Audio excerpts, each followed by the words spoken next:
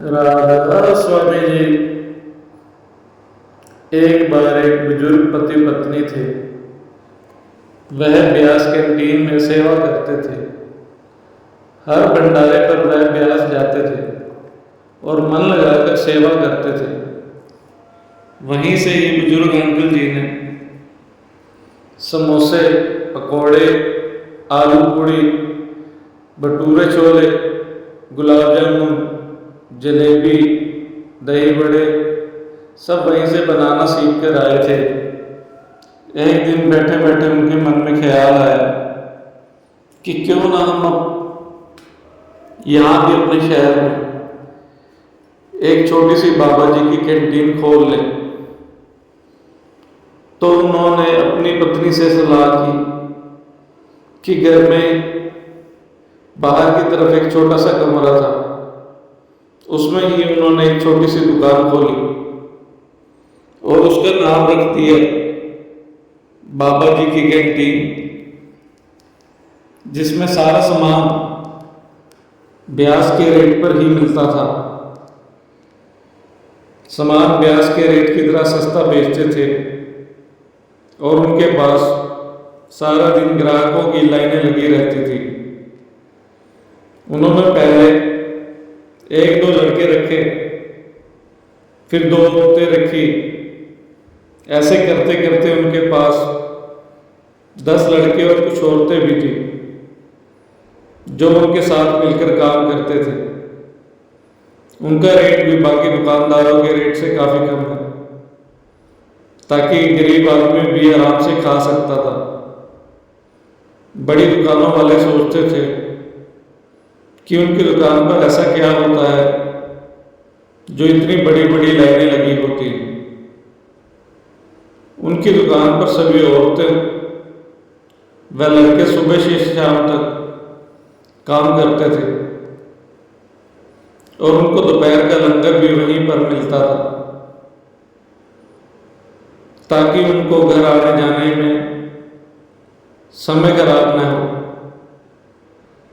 और वह ब्यास हर भंडारे पर सेवा पर जाते थे और यहाँ का काम पहले से भी अच्छा चलता रहता था। वह मेरे सतगुरु संभालते हैं। सभी सेवा समझकर ही सुबह से रात तक लगे रहते थे। बड़ी दुकान वाले बोलते थे कि हमारी दुकान तो इससे कितनी बड़ी है, हमारा सामान भी साफ सुथरा और बढ़िया होता है, लेकिन फिर भी इसकी दुकान पर इतनी लंबी लंबी लाइनें लगी होती हैं।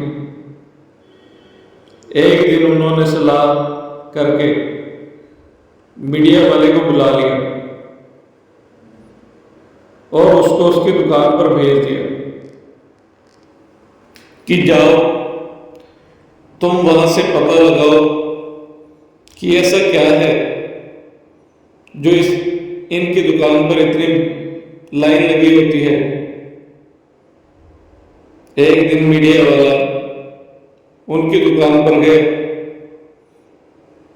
और बातों बातों में उसने पूछा, अंकल जी आज मैं आपका इंटरव्यू लेने आया हूं, आप क्या क्या बनाते हैं और आपकी दुकान पर इतनी लंबी लंबी लाइनें क्यों लगी होती हैं। तो वह अंकल जी बाबा जी की फोटो की तरफ इशारा करके बोले कि यह तो सब बाबा जी की दया है, इसी की दया से यह सब हो रहा है। हम कुछ नहीं कर सकते, ना करने वाले हैं। जो करते हैं हमारे बाबा जी ही करते हैं। मीडिया वाले बोले, अंकल जी आपका सामान दूसरी दुकानों से सस्ता क्यों है। अंकल जी ने कहा, जैसे ब्यास में बाबा जी सारा सामान सस्ता बेचते हैं, वैसे ही हमने भी यह कैंटीन बाबा जी के नाम से खोली है। जो रेट ब्यास में होता है मैं इस रेट से ही यहां पर सामान बेचता हूं। अब मुझे नहीं पता कि दूसरी दुकान वाले किस रेट में बेचते हैं, मुझे उनसे कोई लेना देना नहीं है। मुझे तो मेरे सतगुरु का हुक्म है, इसलिए मैं यहाँ पर सेवा कर रहा हूँ। और मैंने सब कुछ बनाना भी अपने सतगुरु के घर से ही सीखा है। पहले तो मैं अनजान था, गंवार था, मुझे तो कुछ भी बनाना करना नहीं आता था। यह सब मालिक की दया है, उसी ने मेरे को ब्यास में सब कुछ बनाना सिखाया है। उसी की वजह से मैं आज यहाँ पर यह छोटी सी दुकान खोल कर बैठा हूँ। मेरी कोई औकात नहीं है कि मैं कुछ कर सकूं। दाल रोटी देने वाले तो मेरे बाबा जी बैठे हैं। तो मीडिया वाला बोला बस आपको दाल रोटी ही चाहिए और कुछ नहीं चाहिए। तो अंकल जी बोले उसका दाल रोटी देने के लिए भी हम बाबा जी का शुक्र करते हैं। और सारा दिन हमारी दुकान पर बाबा जी के शब्द चलते रहते हैं, संगत और दूसरे लोग आते जाते रहते हैं। यह सब इस मालिक की दया से हो रहा है। मैं कुछ नहीं कर सकता, ना करने वाला हूं। जो करते हैं मेरे सतगुरु करते हैं। उनका बार बार शुक्र करते हुए उन्होंने मीडिया वालों को भी खाने के लिए प्लेट में सामान दे दिया। लोग हमारे यहाँ से लंगर खाए बिना मत जाइए। यह सब सतगुरु की कृपा से हो रहा है, उसी की दया से हो रहा है। मैं कुछ नहीं कर सकता। और वह बार बार बाबा जी का शुक्र करने लगे। ऐसी ही एक सच्ची बात मैं आपको बताने जा रहा हूं। हम ब्यास सेवा पर गए थे। वहां पर पंजाब से एक पूरा परिवार बाबा जी के हर भंडारे पर ब्यास आता था। शुक्रवार, शनिवार और रविवार की सेवा करके वह अपने घर जाते थे। उनकी कपड़े की दुकान थी। जब हमने पूछा कि आप हफ्ते में 3 दिन दुकान बंद करके आते हो तो आपका काम कैसे होता है, तो वह बोले कि दुकान जब हम जाकर खोलते हैं तो बाबा जी की दया से दुकान पर इतना काम होता है कि उसे संभालना मुश्किल होता है। हम सभी घर के दुकान पर बैठते हैं और हमारी दुकान पर 4 लड़के भी काम करते हैं। हमारा काम बहुत अच्छा है, हमें किसी चीज की कोई कमी नहीं है। बाबा जी की दिया सब कुछ है। हम बाबा जी का काम करते हैं तो बाबा जी हमारे सभी काम सिद्ध करते हैं। हमारे पड़ोसी भी हमसे पूछते हैं कि आप अपने ग्राहकों को बताकर जाते हो कि सोमवार को दुकान खुलेगी। वह सोच में पड़ गए कि हम 1 महीने में एक बार 3 दिन की सेवा करके ही इतना थक जाते हैं, तो यह सब हर हफ्ते हर भंडारे पर आकर कैसे सेवा कर लेते हैं। तो उनके लड़के ने पूछा, आंटी जी आपकी सोच में पड़ गई हैं। तो मैंने कहा कि हम महीने में एक बार आते हैं और 3 दिन सेवा करके थक जाते हैं। तो वह बोला, आंटी जी सेवा तो बाबा जी करते हैं, हमारा तो सिर्फ नाम होता है।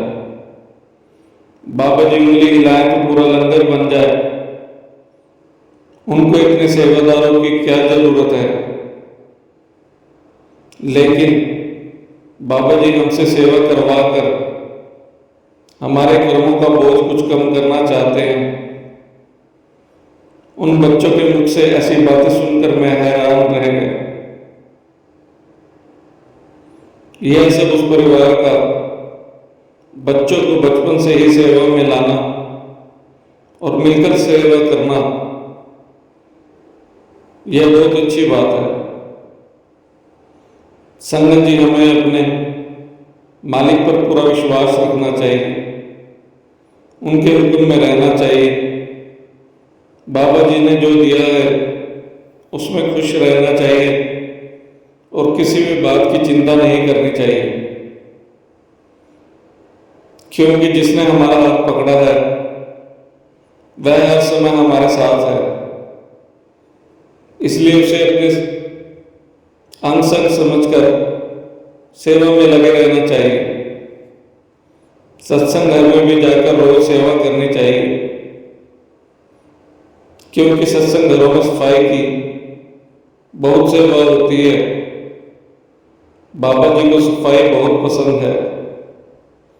एक बार बाबा जी किसी सेंटर में गए, वहां पर पत्ते गिरे हुए थे, तो बाबा जी ने कार से उतरते ही उन पत्तों को उठाना शुरू कर दिया, जिसे देखकर सबको बहुत शर्म आई। इसलिए जब भी बाबा जी किसी भी सेंटर में आए तो वह सेंटर साफ सुथरा होना चाहिए। यह सब आपके सहयोग से ही होगा। आप सब मस्त रहें, स्वस्थ रहें और सेवा में लगे रहें और बाबा जी का शुक्र करते हुए अपना जीवन बिताएं। शुक्र मालिका, शुक्र दातिया, आपका बार बार शुक्र। फिर मिलते हैं एक नई साखी के साथ। राधा स्वामी।